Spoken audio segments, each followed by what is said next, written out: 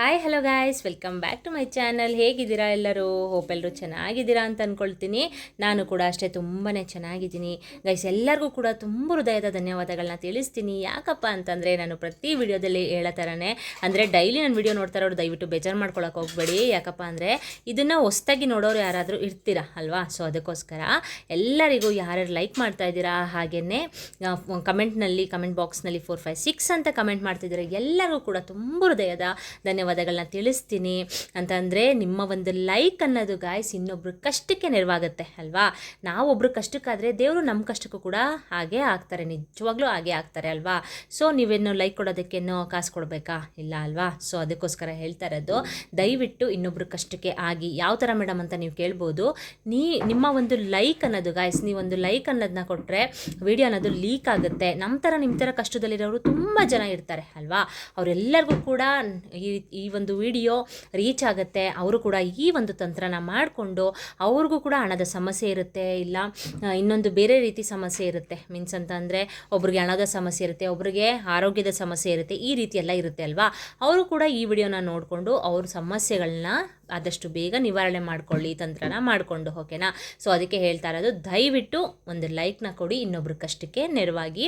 ಹಾಗೆಯೇ ಹೊಸದಾಗಿ ನನ್ನ ಚಾನಲ್ ನೋಡ್ತಾ ಇರೋರು ದಯವಿಟ್ಟು ನನ್ನ ಚಾನಲ್ಗೆ ಸಬ್ಸ್ಕ್ರೈಬ್ ಮಾಡಿಕೊಂಡು ಸಪೋರ್ಟ್ ಮಾಡಿ. ಆಲ್ರೆಡಿ ಸಬ್ಸ್ಕ್ರೈಬ್ ಮಾಡ್ಕೊಂಡಿರೋರಿಗೆ ನನ್ನ ಧನ್ಯವಾದಗಳನ್ನ ತಿಳಿಸ್ತೀನಿ. ಓಕೆನಾ? ಓಕೆ, ಬನ್ನಿ ಗಾಯ್ಸ್, ತಡ ಮಾಡ್ದೇನೆ ಇವತ್ತಿನ ಆ ಟಾಪಿಕ್ ಬಗ್ಗೆ ಮಾತಾಡೋಣ. ಅಂತಂದರೆ ಗಾಯ್ಸ್, ನಿಮ್ಮ ಕಷ್ಟ ಕಳೆಯಲು ಅಂತಂದರೆ ಈಗ ಸಾಲದ ಸಮಸ್ಯೆ ನಿಮಗೆ ತುಂಬಾ ಜಾಸ್ತಿ ಕಾಡ್ತಾ ಇದೆ. ಓಕೆನಾ? ನಮ್ಮ ಮನೆಯಲ್ಲಿ ₹1 ಉಳಿತಾ ಇಲ್ಲ, ನಾನು ತುಂಬಾ ಕಷ್ಟಪಟ್ಟು ದುಡಿತಾ ಇದ್ದೀನಿ ಅಂದರೂ ಕೂಡ ಏನಾದರೂ ಒಂದು ಆಗಿ, ಅಂದರೆ ಏನಾದರೂ ಒಂದು ಪ್ರಾಬ್ಲಮ್ ಆಗಿ ದುಡ್ಡು ಅನ್ನೋದು ಪೋಲಾಗ್ತಿದೆ, ಖರ್ಚಾಗಿ ಹೋಗ್ತಿದೆ, ಸಾಲ ಅನ್ನೋದು ಜಾಸ್ತಿ ಆಗ್ತಾ ಇದೆ, ನನಗೆ ಸಾಲನ ತೀರ್ಸೋಕ್ಕಾಗ್ತಾ ಇಲ್ಲ, ಈ ರೀತಿ ಸಮಸ್ಯೆನ ಅನುಭವಿಸ್ತಾ ಇದ್ದರೆ ನಾನು ಹೇಳುವಂಥ ಈ 3 ಪದಾರ್ಥದಿಂದ ನಿಮ್ಮ ಸಾಲದ ಸಮಸ್ಯೆನ ಆದಷ್ಟು ಬೇಗ, ಆಯಿತಾ, ಅಂತಂದರೆ ಬೇಗನೆ ಫಲಿತಾಂಶ ಕೊಡುವಂಥದ್ದು ಇದು ಒಂದು ತಂತ್ರ. ಓಕೆನಾ? ಸೊ ಅದಕ್ಕೆ ಹೇಳ್ತಾ ಇರೋದು, ಆದಷ್ಟು ಬೇಗ ನಿಮಗೆ ಈ ಒಂದು ತಂತ್ರ ಮಾಡ್ಕೊಂಡ ತಕ್ಷಣ ನಿಮಗೆ ರಿಸಲ್ಟ್ ಅನ್ನೋದು ಸಿಕ್ಕೇ ಸಿಗುತ್ತೆ. ಬೇಕಾದರೆ ನೀವು ಒಂದ್ಸಲ ಟ್ರೈ ಮಾಡಿ. ಓಕೆನಾ? ಆದರೆ ನಾನು ಒಂದು ಹೇಳಲಿಕ್ಕೆ ಇಷ್ಟಪಡ್ತೀನಿ ಗಾಯ್ಸ್, ನಾವು ಯಾವುದೇ ಒಂದು ತಂತ್ರ ಆಗಿರಬಹುದು, ಯಾವುದೇ ಒಂದು ಪ್ರಯೋಗನ ಮಾಡೋಕ್ಕಿಂತ ಮುಂಚೆ ಶ್ರದ್ಧಾ ಭಕ್ತಿಯಿಂದ ಒಂದು ನಂಬಿಕೆನ ಇಟ್ಟು ನಾವು ಮಾಡ್ಕೊಳ್ಬೇಕು. ಸರಿನಾ? ಇವ್ರು ಹೇಳಿದ ತಕ್ಷಣ ಆಗ್ಬಿಡುತ್ತಾ, ನೋಡೋಣ ಮಾಡೋಣ, ಈ ರೀತಿ ಒಂದು ಮನಸ್ಥಿತಿ ಮನೋಭಾವನೆ ಇಟ್ಕೊಂಡು ಮಾಡಿದ್ರೆ ಅದು ಖಂಡಿತವಾಗ್ಲೂ ಆಗೋದಿಲ್ಲ ಗಾಯ್ಸ್. ಆಯಿತಾ? ಒಂದು ನಂಬಿಕೆ ಇಟ್ಕೋಬೇಕು. ನಾನು ಈ ತಂತ್ರನ ಮಾಡ್ತಿದ್ದೀನಿ, ಈ ಪರಿಹಾರನ ಮಾಡ್ಕೊಳ್ತಾ ಇದ್ದೀನಿ, ನಿಜವಾಗ್ಲೂ ನನಗೆ ಒಳ್ಳೇದಾಗೇ ಆಗುತ್ತೆ ಅಂತ ಒಂದು ನಂಬಿಕೆ ಇಟ್ಟು ಮಾಡಿ. ನಿಜವಾಗ್ಲೂ ಖಂಡಿತವಾಗ್ಲೂ ಈ ಒಂದು ಪರಿಹಾರ ನಿಮಗೆ 100% ರಿಸಲ್ಟನ್ನು ಕೊಡುತ್ತೆ. ಓಕೆನಾ? ಯಾಕಂದರೆ ಇದು ನನಗೆ ತುಂಬಾ ಅಂದರೆ ಹೆಲ್ಪ್ ಆಗಿದೆ ನನಗೆ ಈ ಒಂದು ತಂತ್ರದಿಂದ. ನಾನು ಕೂಡ ಈ ತಂತ್ರನ ಮಾಡ್ತಾ ಇರ್ತೀನಿ ಅವಾಗವಾಗ. ಸೊ ನನಗೇನು ಗೊತ್ತು ಅದನ್ನು ನಾನು ನಿಮಗೆ ತಿಳಿಸ್ಕೊಡ್ಬೇಕು ಅಲ್ವಾ? ಈಗ ನಾನು ಒಬ್ಬಳೇ ಚೆನ್ನಾಗಿರೋದಲ್ಲ ಅಲ್ವಾ ಗಾಯ್ಸ್? ನೀವು ಕೂಡ ಕಷ್ಟದಲ್ಲಿರ್ತೀರ. ನಾನು ಮಾತ್ರ ಪರಿಹಾರನ ಮಾಡಿಕೊಂಡು ನಾನು ಮಾತ್ರ ನನ್ನ ಕಷ್ಟಕ್ಕೆ ಮುಕ್ತಿನ ಪಡಿಬಾರ್ದು ಅಲ್ವಾ? ಅಂದರೆ ನನಗೇನು ಗೊತ್ತು ಅದನ್ನು ನಾನು ನಿಮ್ಗೆ ತಿಳಿಸ್ಕೊಟ್ರೆ ಅಟ್ಲೀಸ್ಟ್ ನನ್ನಿಂದ ನಿಮಗೆ ಏನೋ ಒಂದು ಹೆಲ್ಪ್ ಆಗುತ್ತೆ. ಹಾಗೆಯೇ ನಿಮ್ಮ ಕಡೆಯಿಂದ ಇನ್ನೊಬ್ಬರಿಗೆ ಹೆಲ್ಪ್ ಆಗಿದ್ರೆ ತುಂಬಾ ಒಳ್ಳೆಯದು. ಯಾರಿಗೆ ಕಷ್ಟ ಇಲ್ಲ ಹೇಳಿ? ದೇವರು ಕಷ್ಟ ಅಂತ ಕೊಟ್ಟ ಮೇಲೆ ಅದಕ್ಕೂ ಕೂಡ ಒಂದು ಪರಿಹಾರ ಅನ್ನೋದನ್ನ ಕೊಟ್ಟಿರ್ತಾನೆ ಅಲ್ವಾ? ಸೊ ಪರಿಹಾರ ಶಾಸ್ತ್ರದಲ್ಲಿ, ಸಿದ್ಧಿಶಾಸ್ತ್ರದಲ್ಲಿ ತಿಳಿಸ್ಕೊಟ್ಟಿರೋದು ಗಾಯ್ಸ್ 100% ರಿಸಲ್ಟನ್ನು ಕೊಡುತ್ತೆ. ಅಂದರೆ ಮನುಷ್ಯನ ಏಳಿಗೆಗೆ ಅಂತಲೇ ಪರಿಹಾರ ಮತ್ತು ಸಿದ್ಧಿಶಾಸ್ತ್ರದಲ್ಲಿ ತಿಳಿಸ್ಕೊಟ್ಟಿರುವಂಥದ್ದು. ಸರಿನಾ? ಸೊ ಹಾಗಾಗಿ ಯಾವ ರೀತಿ ಮಾಡ್ಕೊಳ್ಳೋದು ಈ ತಂತ್ರನ ಆ್ಯಂಡ್ ಯಾವ ಡೇ ಮಾಡಬೇಕು ಎಲ್ಲನೂ ಕೂಡ ನಾನು ನಿಮಗೆ ಇವತ್ತಿನ ವಿಡಿಯೋದಲ್ಲಿ ತಿಳಿಸ್ಕೊಡ್ತೀನಿ. ಹಾಗೆಯೇ ಯಾವ 3 ಪದಾರ್ಥ ಅದನ್ನು ಕೂಡ ನಾನು ನಿಮಗೆ ಹೇಳ್ತಾ ಹೋಗ್ತೀನಿ.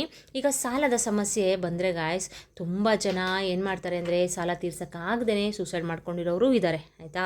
ಅಂದರೆ ನನ್ನ ಕಣ್ಣು ಮುಂದೆನೇ ನಡೆದಿದೆ ಅದು. ಸೊ ಅದಕ್ಕೆ ಹೇಳ್ತಾ ಇರೋದು, ದಯವಿಟ್ಟು ಯಾರು ಕೂಡ ಆ ರೀತಿ ಏಡಿತನನ ಮಾಡಬೇಡಿ. ಆಯಿತಾ? ಸಾಲ ಮಾಡಿರ್ತೀರಾ, ತೀರ್ಸೋಕ್ಕೆ ನೂರಾರು ದಾರಿಗಳಿರುತ್ತೆ. ಕಷ್ಟಪಟ್ಟು ದುಡಿದ್ರೂ ಕೂಡ ನಿಮಗೆ ತೀರ್ಸೋಕ್ಕಾಗ್ತಾ ಇರೋದಿಲ್ಲ, ಬೇರೆ ಬೇರೆ ಸಮಸ್ಯೆಗಳನ್ನ ಎದುರಿಸ್ತಾ ಇರ್ತೀರ ಅಲ್ವಾ? ಅವರೆಲ್ಲರೂ ಕೂಡ ಈ ಒಂದು ಚಿಕ್ಕ ಪುಟ್ಟ ತಂತ್ರನ ಮನೇಲಿ ಮಾಡ್ಕೊಳ್ಳಿ. ಅಂದರೆ ತುಂಬ ದುಡ್ಡು ಖರ್ಚು ಮಾಡಿ ಮಾಡುವಂಥ ತಂತ್ರಗಳಂತೂ ಅಲ್ಲ. ಆಯಿತಾ? ನನ್ನ ಚಾನಲ್ನಲ್ಲಿ ಗಾಯ್ಸ್ ನಾನು ದುಡ್ಡೆಲ್ಲ ಜಾಸ್ತಿ ಖರ್ಚು ಮಾಡಿ ಮಾಡುವಂಥ ತಂತ್ರಗಳು ನಾನು ಯಾವುದು ಕೂಡ ಹೇಳೋದಿಲ್ಲ. ಅಂದರೆ ನಿಮ್ಮ ಮನೆಯಲ್ಲೇ ಯೂಸ್ ಮಾಡುವಂಥ ಪದಾರ್ಥಗಳನ್ನ ಯೂಸ್ ಮಾಡಿಕೊಂಡು ಮಾಡುವಂಥ ತಂತ್ರ ಆಗಿರುತ್ತೆ. ಓಕೆನಾ? ಸೊ ಅದಕ್ಕೆ ಹೇಳ್ತಾ ಇರೋದು, ಸುಮ್ಮನೆ ಹೊರಗಡೆ ಹೋಗಿ ದುಡ್ಡು ಖರ್ಚು ಮಾಡ್ತೀರಾ, ಶಾಸ್ತ್ರಗಳನ್ನ ಕೇಳ್ತೀರಾ, ಪೂಜೆಗಳನ್ನ ಮಾಡಿಸ್ತೀರಾ ಅಂದರೂ ಕೂಡ ನಿಮಗೆ ವರ್ಕೌಟ್ ಆಗ್ತಾ ಇರೋದಿಲ್ಲ ಅಲ್ವಾ? ಸುಮ್ಮನೆ ಅದೆಲ್ಲ ಮಾಡೋ ಬದಲು ನೀವು ದುಡ್ಡೆಲ್ಲ ಖರ್ಚು ಮಾಡೋ ಬದಲು ಅಟ್ಲೀಸ್ಟ್ ಈ ರೀತಿ ಚಿಕ್ಕ ಪುಟ್ಟ ತಂತ್ರಗಳನ್ನ ಮಾಡಿಕೊಂಡ್ರೆ ತುಂಬಾ ಒಳ್ಳೆಯದು ಅಲ್ವಾ. ಸೊ ಅದಕ್ಕೆ ಮಾಡ್ಕೊಳ್ಳಿ. ಈ ಒಂದು ತಂತ್ರಕ್ಕೆ ಬೇಕಾಗಿರುವಂಥದ್ದು ಗಾಯ್ಸ್, ಈ ರೀತಿ ಒಂದು ಬಿಳಿ ಬಣ್ಣದ ಬಟ್ಟೆನ ನೀವು ತಗೊಳ್ಳಿ ಸರಿನಾ. ನಿಮ್ಮ ಮನೇಲಿ ಅಕಸ್ಮಾತ್ ಇಲ್ಲ ಅಂದರೆ ಇದೇನು ಜಾಸ್ತಿ ಏನೋ ದುಡ್ಡು ಆಗೋದಿಲ್ಲ, ಒಂದು 20 ರೂಪಾಯಿಗೆ ಸಿಗುತ್ತೆ ಸರಿನಾ. ಇದ್ದರೆ ಅಕಸ್ಮಾತ್ ನೀವು ಇದನ್ನೇ ಅಂದರೆ ಯೂಸ್ ಮಾಡ್ಕೊಳ್ಳಿ. ಇದ್ದರೆ ಈ ರೀತಿ ಒಂದು ಬಿಳಿ ಬಣ್ಣದ ನೀವು ಬಟ್ಟೆನ ತೊಗೊಳ್ಬೇಕು. ಒಂದು ಪ್ಲೇಟ್ನ ಇಟ್ಕೊಂಡು ಈ ರೀತಿ ಒಂದು ಬಿಳಿ ಬಣ್ಣದ ಬಟ್ಟೆನ ತೊಗೊಳ್ಳಿ. ಬಿಳಿ ಬಣ್ಣದ ಬಟ್ಟೆನೇ ಯಾಕೆ ತೊಗೊಳ್ಬೇಕು ಅನ್ನೋದು ಹೇಳ್ತೀನಿ. ಬಿಳಿನ ನಾವು ಚಂದ್ರಂಗೆ ಹೋಲಿಸ್ತೀವಿ ಅಲ್ವಾ, ಹಾಗೆಯೇ ಬಿಳಿ ಅನ್ನೋದು ಒಂದು ಶಾಂತಿ ಮತ್ತು ಒಂದು ಸ್ವಚ್ಛತೆನ ಕಾಪಾಡುವಂಥದ್ದು ಬಿಳಿ ಅನ್ನೋದು ಅಲ್ವಾ. ಸೊ ಅದಕ್ಕೆ ನಾವು ಬಿಳಿ ಬಣ್ಣದ ಬಟ್ಟೆನೇ ಇದಕ್ಕೆ ಯೂಸ್ ಮಾಡಬೇಕಾಗತ್ತೆ. ಇದ್ರ ಒಳಗಡೆಗೆ ಗೈಸ್ ನೀವು ಈ ರೀತಿ ಒಂದು ಪಲಾವ್ ಎಲೆನ ನೀವು ತೊಗೊಳ್ಬೇಕು ಸರಿನಾ. ಈ ಪಲಾವ್ ಎಲೆ ಮೇಲೆ ನೀವೇನು ಮಾಡಬೇಕು ಅಂತಂದರೆ ಗಾಯ್ಸ್, ನಿಮ್ಮ ಕಷ್ಟ ಏನಿದೆ ನಿಮ್ಮ ಕಷ್ಟ ಏನಿದೆ ಅಂತಂದರೆ, ನಿಮ್ಮ ಸಾಲ ಇದೆಯಾ ಜಾಸ್ತಿ, ಇಲ್ಲ ಆರೋಗ್ಯದ ಸಮಸ್ಯೆ ಇದೆಯಾ, ನಿಮ್ಮ ಸಮಸ್ಯೆ ಏನಿದೆ, ಅತಿ ಹೆಚ್ಚಾಗಿ ಗಾಯ್ಸ್ ನಾನು ನೋಡಿರೋ ಪ್ರಕಾರ ತುಂಬ ಕಾಡುವಂಥದ್ದು ಸಾಲದ ಸಮಸ್ಯೆನೇ ಅಲ್ವಾ.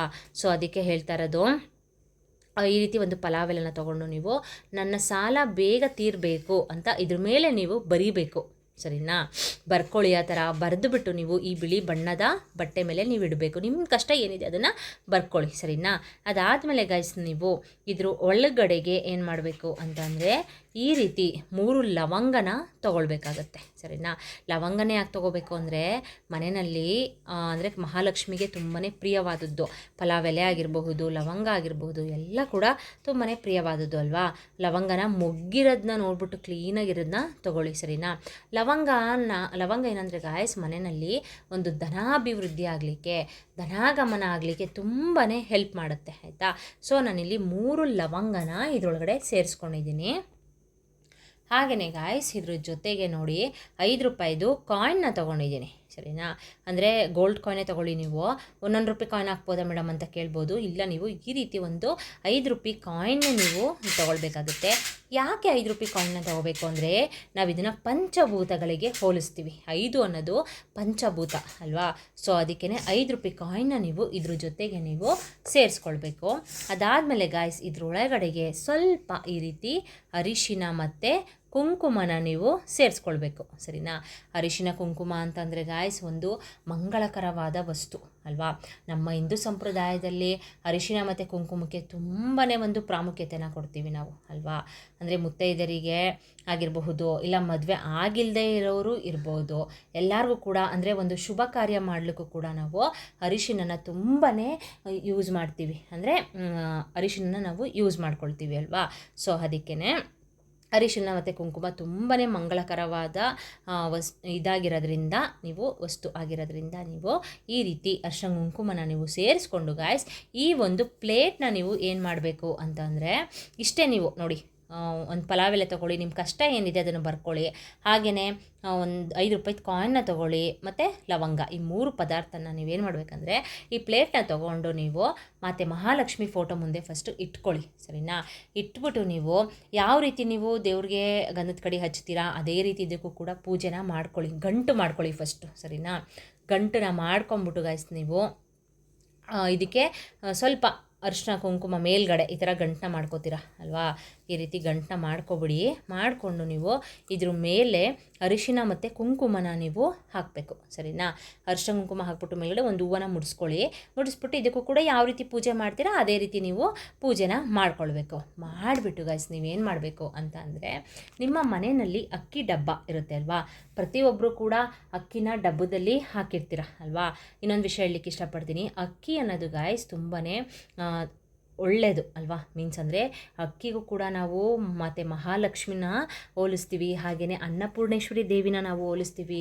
ನಮಗೆ ಊಟ ಕೊಡುವಂಥದ್ದು ಅಕ್ಕಿ, ಅನ್ನ ಕೊಡುವಂಥದ್ದು ಅಲ್ವಾ. ಸೊ ಅದಕ್ಕೋಸ್ಕರ ನೀವೇನು ಮಾಡಬೇಕಂದ್ರೆ, ಅಕ್ಕಿ ಯಾವುದೇ ಕಾರಣಕ್ಕೂ ನೀವು ಖಾಲಿ ಆಗೋಕ್ಕಿಂತ ಮುಂಚೆ ನೀವು ಅಕ್ಕಿನ ಏನು ಮಾಡಬೇಕಂದ್ರೆ ತೊಗೊಂಡು ನೀವು ಮುಂಚೆನೇ ಫುಲ್ಫಿಲ್ ಮಾಡಿಬಿಡ್ಬೇಕು. ಅಂದರೆ ಸ್ವಲ್ಪ ಇದ್ವಾಗಲೇ ಫುಲ್ಫಿಲ್ ಮಾಡ್ಕೊಬಿಡಿ. ಅಂದರೆ ಅಕ್ಕಿ ಖಾಲಿ ಆಗಬಾರ್ದು ಡಬ್ಬದಲ್ಲಿ, ಆ ರೀತಿ ನೀವು ನೋಡ್ಕೋಬೇಕು. ಅದೇ ರೀತಿ ಅಂದರೆ ಅಡುಗೆ ಮನೆಯಲ್ಲಿ ಗಾಯ್ಸ್ ಉಪ್ಪು ಖಾಲಿ ಆಗದ ರೀತಿ ನೋಡ್ಕೋಬೇಕು. ಮತ್ತು ಅರಿಶಿನ, ಹಾಗೆಯೇ ಕೆಲವೊಂದು ಎಲ್ಲ ಕೂಡ ಮಸಾಲೆ ಪದಾರ್ಥಗಳಾಗಿರಬಹುದು, ದಿನಸಿಗಳಾಗಿರಬಹುದು, ಕಾಳುಗಳಾಗಿರಬಹುದು, ಎಲ್ಲನೂ ಕೂಡ ಅಡುಗೆ ಮನೆಯಲ್ಲಿ ಸ್ವಲ್ಪ ಸ್ವಲ್ಪ ಇದೆ ಅನ್ನುವಾಗಲೇ ನೀವು ತಂದುಬಿಟ್ಟು ತುಂಬಿಡ್ಬೇಕು. ಸರಿನಾ? ತಂದುಬಿಟ್ಟು ತುಂಬಿಡ್ಬೇಕು. ಹಂಗೆ ಖಾಲಿ ಅಂತೂ ಇಡೋಕೆ ಹೋಗಬೇಡಿ. ಅದಾದಮೇಲಿಂದ ನೀವೇನು ಮಾಡಬೇಕು ಅಂತಂದರೆ ಇದನ್ನು ಶುಕ್ರವಾರ ಮಾಡ್ಕೊಳ್ಳಿ, ತುಂಬಾ ಒಳ್ಳೆಯದು ಈ ಒಂದು ತಂತ್ರ. ನೀವು ಬೆಳಿಗ್ಗೆನಾದರೂ ಮಾಡ್ಬೋದು, ರಾತ್ರಿನಾದರೂ ಮಾಡ್ಬೋದು, ನಿಮ್ಮ ಇಷ್ಟ. ನಿಮ್ಗೆ ಯಾವ ಟೈಮಲ್ಲಿ ಕಂಫರ್ಟಬಲ್ ಆ ಟೈಮಲ್ಲಿ ನೀವು ಮಾಡ್ಕೊಳ್ಬೇಕಾಗತ್ತೆ. ಈ ಥರ ಒಂದು ಗಂಟನ್ನ ಮಾಡಿಬಿಟ್ಟು ಗಾಯ್ಸ್ ನೀವು ಪೂಜೆ ಎಲ್ಲ ಮುಗಿಸ್ಕೊಂಡು ದೇವ್ರಿಗೆ ಒಂದು ಸಂಕಲ್ಪನ ಮಾಡ್ಕೊಳ್ಳಿ. ಸರಿನಾ? ಸಂಕಲ್ಪನ ಮಾಡಿಕೊಂಡು ನಮ್ಮ ಮನೆಯಲ್ಲಿ ಇರುವಂಥ ಅಂದರೆ ನಿಮ್ಗೇನು ಕಷ್ಟ ಇದೆ ಅದನ್ನು ಕೇಳ್ಕೊಂಡು ನೀವು ಇದನ್ನು ತೊಗೊಂಡೋಗ್ಬಿಟ್ಟು ನೀವು ಅಕ್ಕಿ ಡಬ್ಬದೊಳಗಡೆ, ಅಂದರೆ ಅಕ್ಕಿ ಡಬ್ಬದಲ್ಲಿ ಅಕ್ಕಿ ಹಾಕಿರ್ತೀರ ಅಲ್ವಾ, ಅದ್ರ ಮಧ್ಯ ಇದನ್ನು ಅಕ್ಕಿ ಒಳಗಡೆ ಮಧ್ಯ ಇಡಬೇಕು. ಸರಿನಾ? ಎಷ್ಟು ದಿನಗಳ ಕಾಲ ಇಡಬೇಕು ಮೇಡಮ್ ಅಂತ ನೀವು ಕೇಳಬಹುದು. ಇದನ್ನು 11 ದಿನಗಳ ಕಾಲ ಇಡಬೇಕಾಗತ್ತೆ. ಸರಿನಾ?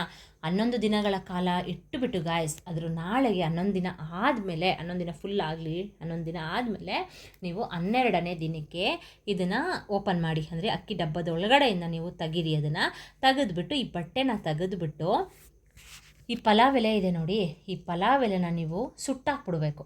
ಸರಿನಾ? ಪಲಾವ್ ಎಲೆ ಮಾತ್ರ ಇದನ್ನು ಸುಟ್ಟಾಕ್ಬಿಡಿ. ಹಾಗೆಯೇ ಈ 5 ರೂಪಾಯಿ ಕಾಯಿನ್ನ ನೀವೇನು ಮಾಡಬೇಕು ಅಂದರೆ ಕ್ಲೀನಾಗಿ ವಾಶ್ ಮಾಡ್ಕೊಳ್ಳಿ. ವಾಶ್ ಮಾಡಿಕೊಂಡು ನೀವು ಹಣನ ಎಲ್ಲಿ ಇಡ್ತೀರಾ, ವಾರ್ಡ್ರೋಬಲ್ಲಿ ಹಣ ಎಲ್ಲಿ ಇಡ್ತೀರಾ ಅಲ್ಲಿ ನೀವು ಇದನ್ನು ತೊಗೊಂಡೋಗ್ಬಿಟ್ಟು ಇಡಬೇಕು. ಇನ್ನು ಈ ಲವಂಗ ಇದೆಯಲ್ಲ, ಈ ಲವಂಗನ ಯಾವುದಾದ್ರೂ ಒಂದು ಗಿಡದ ಹತ್ರ ಹಾಕ್ಬಿಡಿ. ಸರಿನಾ? ಅಷ್ಟೇ ಗಾಯ್ಸ್. ಈ ಒಂದು ಬಟ್ಟೆನ ಬೇಕಾದ್ರೆ ನೀವು ರೀಯೂಸ್ ಮಾಡ್ಕೋಬೋದು, ಏನು ತೊಂದರೆ ಇಲ್ಲ. ಸರಿನಾ? ಇಷ್ಟು ಮಾಡಿ ಗಾಯ್ಸ್ ನಿಜವಾಗ್ಲೂ ನೋಡಿ, ಈ ಒಂದು ತಂತ್ರನ ಮಾಡ್ಕೊಳ್ಳಿ. ಅದ್ರ ನಾಳೆಯಿಂದನೇ ನಿಮಗೆ ಎಂಥ ರಿಸಲ್ಟ್ ಸಿಗುತ್ತೆ ಅಂತ ಬೇಕಾದರೆ ನೀವೇ ಅಬ್ಸರ್ವ್ ಮಾಡಿ. ಸರಿನಾ? ನೀವೇ ನನಗೆ ಬೇಕಾದ್ರೆ ಕಮೆಂಟ್ ಮಾಡ್ತೀರಾ, ಹೌದು ಮೇಡಮ್ ನೀವು ಹೇಳಿದ್ದು ನಿಜ ಆಯಿತು, ನನಗೆ ಸಕ್ಸಸ್ಫುಲ್ ಆಯಿತು ಅಂತ ನೀವೇ ನನಗೆ ಕಮೆಂಟ್ ಮಾಡ್ತೀರಾ. ಆದರೆ 11 ದಿನ ಇದು ಅಕ್ಕಿ ಡಬ್ಬದ ಒಳಗಡೆ ಇಡಬೇಕು. ಸರಿನಾ? 11 ದಿನ ಆದಮೇಲೆ ಪಲಾವೆಲ್ಲನ ಸುಟ್ಟಾಕಿ, ಹಾಗೆಯೇ ಕಾಯಿನ್ನ ಕ್ಯಾಶ್ ಬಾಕ್ಸಲ್ಲಿ ಇಡಿ, ಹಾಗೆಯೇ ಲವಂಗನ ಅದರ ಗಿಡದ ಹತ್ರ ಹಾಕ್ಬಿಡಿ ಗಾಯ್ಸ್. ಆಯಿತಾ? ಅದಾದಮೇಲಿಂದ ನೋಡಿ ನಿಮ್ಮ ಜೀವನದಲ್ಲಿ ಯಾವ ರೀತಿ ಬದಲಾವಣೆ ಆಗುತ್ತೆ ಅಂತ ನೀವೇ ಕೂಡ ಬೇಕಾದ್ರೆ ನೀವೇ ಅಬ್ಸರ್ವ್ ಮಾಡ್ಕೊಳ್ಳಿ. ಸರಿನಾ? ಯಾಕಂದರೆ ಈ ಒಂದು ತಂತ್ರಕ್ಕೆ ನಾವು ತುಂಬಾ ಪವರ್ಫುಲ್ ವಸ್ತುಗಳನ್ನ ಯೂಸ್ ಮಾಡ್ತಾ ಇರೋದು ಅಲ್ವಾ. ಸೊ ಅದಕ್ಕೆ ಹೇಳ್ತಾ ಇರೋದು, ನಿಜವಾಗ್ಲೂ ನಿಮ್ಮ ಕಷ್ಟ ಅನ್ನೋದು ಕಳೆಯುತ್ತೆ, ನಿಮ್ಮ ಮನೆಯಲ್ಲಿ ಒಂದು ಧನಾಭಿವೃದ್ಧಿ ಆಗುತ್ತೆ, ಧನಾಗಮನ ಆಗುತ್ತೆ. ಹಾಗೆಯೇ ನೀವು ಎಷ್ಟೇ ಸಾಲ ಮಾಡ್ಕೊಂಡಿದ್ರು ನಿಜವಾಗ್ಲೂ ಸಾಲ ಅನ್ನೋದು ಬೇಗನೆ ನಿಮಗೆ ತೀರುತ್ತೆ, ಒಂದೇ ಸಲ ನಿಮಗೆ ಮುಕ್ತಿಗೊಳಿಸುತ್ತೆ. ಆಯಿತಾ? ಎಷ್ಟೇ ಸಾಲ ಮಾಡ್ಕೊಂಡಿರಿ ಯಾವುದಾದ್ರೂ ರೂಪದಲ್ಲಿ ಅಂತಂದರೆ ಯಾವುದಾದ್ರೂ ಮೂಲಲ್ಲಿ ನಿಮಗೆ ದುಡ್ಡು ಹಣ ಅನ್ನೋದು ಬಂದೇ ಬರುತ್ತೆ. ನಿಮ್ಮ ಸಾಲ ಅನ್ನೋದು ತೀರುತ್ತೆ. ಮನೆಯಲ್ಲಿ ಏನಾದರೂ ಹಣ ಅನ್ನೋದು ಪೋಲಾಗಿ ಖರ್ಚಾಗ್ತಾ ಇದ್ದರೆ ಅದು ಕೂಡ ನಿಜವಾಗ್ಲೂ ಅದು ಕೂಡ ಕಮ್ಮಿ ಆಗುತ್ತೆ. ಓಕೆನಾ? ಹಾಗೆಯೇ ನನ್ನ ಚಾನಲ್ನಲ್ಲಿ ಬಂದುಗ ಸುಮ್ಮನೆ ಅವ್ರು ಹೇಳ್ತಾರೆ ಇವ್ರು ಹೇಳ್ತಾರೆ ಅಂತ ನಾನು ವಿಡಿಯೋ ಮಾಡಿ ಹಾಕೋದಿಲ್ಲ. ನಾನು ಒಂದ್ಸಲ ಎಕ್ಸ್ಪರಿಮೆಂಟ್ ಮಾಡಿ ಎಕ್ಸ್ಪೀರಿಯೆನ್ಸ್ನ ತೊಗೊಂಡು ಓಕೆಪ್ಪ ಗುಡ್ ರಿಸಲ್ಟ್ ಸಿಕ್ಕಿದ್ರೆ ಮಾತ್ರ ನಾನು ನಿಮಗೆ ಶೇರ್ ಮಾಡುವಂಥದ್ದು. ಆಯಿತಾ? ಯಾಕಪ್ಪ ಅಂದರೆ ನೀವು ಮಾಡಿಬಿಟ್ಟು ಈ ಒಂದು ತಂತ್ರನ ನಿಮಗೆ ಏನಾದರೂ ವರ್ಕ್ ಆಗಲಿಲ್ಲ ಅಂದರೆ ನೀವು ನನ್ನ ಬೈಕೊಳ್ಬಾರ್ದಲ್ವಾ. ಸೊ ಅದಕ್ಕೋಸ್ಕರ ಅಷ್ಟೇ, ಇನ್ನೇನಿಲ್ಲ. ಈ ರೀತಿ ತಂತ್ರನ ಮಾಡ್ಕೊಳ್ಳಿ, ತುಂಬಾ ಒಳ್ಳೆಯದಾಗುತ್ತೆ. ಇದೇ ರೀತಿ ನಾನು ತುಂಬ ವೀಡಿಯೋಸ್ ಮಾಡಿ ಹಾಕಿದ್ದೀನಿ. ಚಿಕ್ಕ ಪುಟ್ಟ ತಂತ್ರಗಳು ಅಂದರೆ ಮನೆಯಲ್ಲೇ ಯೂಸ್ ಮಾಡಿಕೊಂಡು ಮಾಡುವಂಥ ಪದಾರ್ಥಗಳಿಂದ, ಮನೆಯಲ್ಲಿ ಯೂಸ್ ಮಾಡ್ತೀವಲ್ಲ ಪದಾರ್ಥ, ಅದನ್ನ ಯೂಸ್ ಮಾಡಿಕೊಂಡು ಕೆಲವೊಂದು ತಂತ್ರನ ಮಾಡೋದನ್ನ ಹಾಕಿದ್ದೀನಿ. ಎಲ್ಲಾದ್ರದ್ದು ಲಿಂಕ್ನ ನಾನು ಡಿಸ್ಕ್ರಿಪ್ಷನ್ ಬಾಕ್ಸಲ್ಲಿ ಕೊಟ್ಟಿರ್ತೀನಿ, ನೋಡ್ಕೊಳ್ಳಿ ಒಂದ್ಸಲ. ಮಾಡಿ, ನಂಬಿಕೆ ಇಟ್ಟು ಮಾಡಿ. ಯಾಕೆ ಒಳ್ಳೆಯದಾಗಲ್ಲ? ಹಾಗೇ ಆಗುತ್ತೆ ಅಲ್ವಾ. ಸೊ ಒಂದು ನಂಬಿಕೆ ಇಟ್ಟು ಮಾಡ್ಕೊಳ್ಳಿ. ಓಕೆ ಗೈಸ್, ಇವತ್ತಿನ ವಿಡಿಯೋ ನಿಮಗೆ ಉಪಯುಕ್ತ ಆಯಿತು ಅಂತ ಅಂದ್ಕೊಳ್ತೀನಿ. ಉಪಯುಕ್ತ ಅಂತ ಅನಿಸಿದ್ರೆ ದಯವಿಟ್ಟು ಒಂದು ಲೈಕ್ ಕೊಡಿ. ಹಾಗೆಯೇ ಇನ್ನೊಬ್ಬರು ಕಷ್ಟಕ್ಕೆ ನೆರವಾಗಿ, ಹಾಗೆಯೇ ನನ್ನ ಚಾನಲ್ನ ಹೊಸದಾಗಿ ನೋಡ್ತಾರೆ ಸಬ್ಸ್ಕ್ರೈಬ್ ಮಾಡ್ಕೊಳ್ಳಿ. ಮೇನಾಗಿ ಕಮೆಂಟ್ ಬಾಕ್ಸ್ನಲ್ಲಿ ನಿಮಗೆ ಏನಾದ್ರು ಡೌಟ್ ಇದ್ದರೆ ಕೇಳಿ. ಹಾಗೆಯೇ 456 ಅಂತ ಕಮೆಂಟ್ ಮಾಡೋದನ್ನ ಮರಿಬೇಡಿ. ಏನಾದ್ರು ನಿಮಗೆ ಡೈರೆಕ್ಟಾಗಿ ಕಮೆಂಟ್ ಬಾಕ್ಸಲ್ಲಿ ಕೇಳೋಕ್ಕೆ ಆಗ್ತಿಲ್ಲ ಅಂದರೆ ಇನ್ಸ್ಟಾಗ್ರಾಮ್ ID ಕೊಟ್ಟಿದ್ದೀನಿ, ಅದರಲ್ಲೂ ಕೂಡ ನೀವು ನನಗೆ ಡೈರೆಕ್ಟಾಗಿ DM ಮಾಡಿ, ನಾನು ನಿಮಗೆ ಅದರಲ್ಲಿ ಆನ್ಸರ್ ಖಂಡಿತವಾಗ್ಲೂ ನಾನು ಮಾಡೇ ಮಾಡ್ತೀನಿ. ಓಕೆನಾ? ಯಾರಿಗೂ ಕೂಡ ನಾನು ಕಮೆಂಟಲ್ಲಿ ಗೈಸ್ ರಿಪ್ಲೈ ಮಾಡ್ದೇ ಯಾರಿಗೂ ಕೂಡ ಇಲ್ಲ. ಪ್ರತಿಯೊಬ್ಬರಿಗೂ ಕೂಡ ನಾನು ಎಷ್ಟೇ ಬ್ಯುಸಿ ಇದ್ರೂ ನಾನು ನೋಡಿದ ತಕ್ಷಣವೇ ನಾನು ರಿಪ್ಲೈ ಮಾಡ್ತಿದ್ದೀನಿ. ಓಕೆನಾ? ಓಕೆ ಗೈಸ್, ಇವತ್ತಿನ ವಿಡಿಯೋನ ಇಲ್ಲಿಗೆ ಎಂಡ್ ಮಾಡ್ತೀನಿ. ಮತ್ತು ಮಹಾಲಕ್ಷ್ಮಿ ನಿಮ್ಮೆಲ್ಲರಿಗೂ ಕೂಡ ಒಳ್ಳೇದು ಮಾಡಲಿ. ಯಾರ್ಯಾರು ಕಮೆಂಟ್ ಬಾಕ್ಸ್ನಲ್ಲಿ 456 ಅಂತ ಕಮೆಂಟ್ ಮಾಡ್ತಿದ್ದೀರಾ, ಹಾಗೆಯೇ ಯಾರ್ಯಾರು ಲೈಕ್ ಕೊಡ್ತಿದ್ದೀರಾ ಎಲ್ಲರಿಗೂ ಕೂಡ ಮತ್ತು ಮಹಾಲಕ್ಷ್ಮಿ ಒಳ್ಳೇದು ಮಾಡಲಿ. ನಿಮ್ಮ ಮನೆಯಲ್ಲಿ ಮಹಾಲಕ್ಷ್ಮಿ ಬಂದು ಸ್ಥಿರವಾಗಿ ನೆಲೆಸಲಿ. 456 ಏಂಜಲ್ಸ್ ಕೂಡ ಎಲ್ಲರಿಗೂ ಕೂಡ ಒಳ್ಳೇದು ಮಾಡಲಿ ಅಂತ ಹೇಳ್ತಾ ಇವತ್ತಿನ ವಿಡಿಯೋನ ಇಲ್ಲಿಗೆ ಎಂಡ್ ಮಾಡ್ತೀನಿ. Bye bye, see you, take care.